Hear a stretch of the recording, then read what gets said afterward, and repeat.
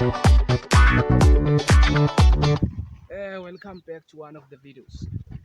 Today we are removing weed from the cabbages, so we can then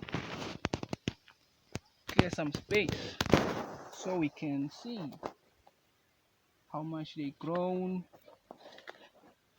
how are they growing, are there any diseases around,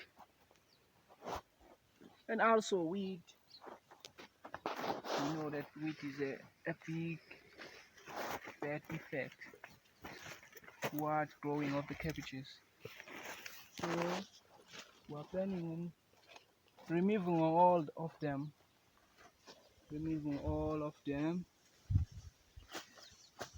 and then as you can see here, some of the leaves in the cabbages are affected.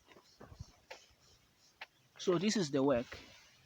We need to look further which type of worm or pesticide that pesticides has done this kind of done disease. this kind of damage. Okay, so more further,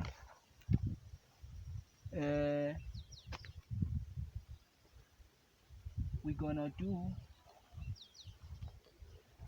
is to look out. Mzwandile wenzani lapho? Siphendule nawe noma siphendula ngasi isiZulu kodwa kunankinga mfowethu.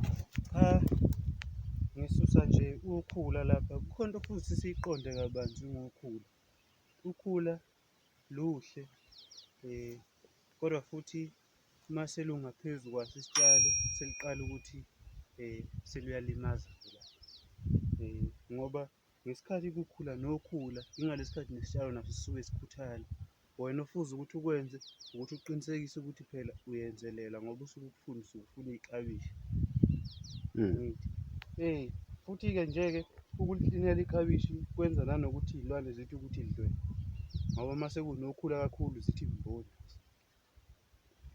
Nanokuthi competition ayibiningi kakhulu uma kuwukuthi alukho ukhula. Yabona iklabishi elisuke nje ulitshale nje la kungenakhula khona lihamba kancane. Lapho usutshale khona lapho kunokhula nje ubone ngathi siyayisiliyeke luze luthi ngikuba likhudlwana before silisusa. Liyakhuthala lo klabishi ngoba suke kukhona nanokhula bayabamba bagijima. Mase ukususa-ke lokhu-ke seliyaqala liyakhululeka. Liyaqala selithi-ke shuthi-ke siqhubeka nayo i-process yethu yokuthi sisuse lolu khula. Ya umsebenzi wamadoda usuke kuyinto enjenayo. Into enjena umsebenzi wamadoda. Into enjena umsebenzi wamadoda. Noma ngathiwa cinene, noma ngathiwa kunjani kodwa-ke umsebenzi wamadoda into enjena. Ngingakhohlwa o-like bafowethu, awu sishaya nendle.